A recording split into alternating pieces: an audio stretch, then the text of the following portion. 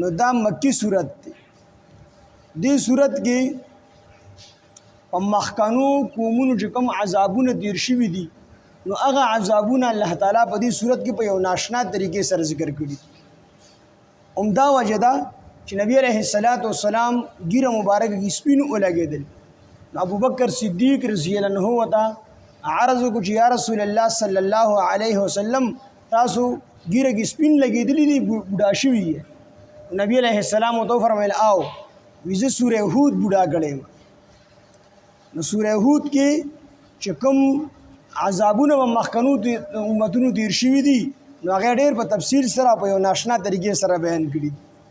نو دې کې توحید او رسالت هم بیانېږي او دغه رنګ نور په نیکو کارونو باندې وعده او په بدو کارونو باندې وعیدونه دا به هم بیانېږي او د مرګ نه وروسته چې کومه زندګي ده هغه به هم بیانېږي.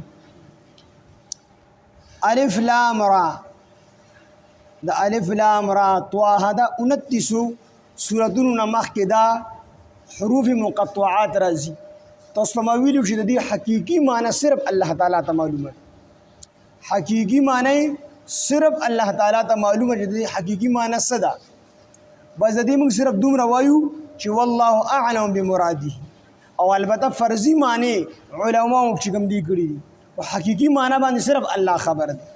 یعنی ګوره د دې فرضي معنی علماء کړی دي چې د الف نه مراد الله تعالی دی او د لام نه مراد جبريل علیه السلام. یعنی دا قرآن جبريل علیه السلام په محمد صلی الله علیه وسلم باندې راوړی دی. خدا فرضي معنی دي. حقيقي معنی د دې ټکو صرف الله تعالی ته معلومه ده. نو موږ به صرف دومره وایو چې والله اعلم بمراده الله تعالی د دې ټکو په مراد باندې پوهه دی.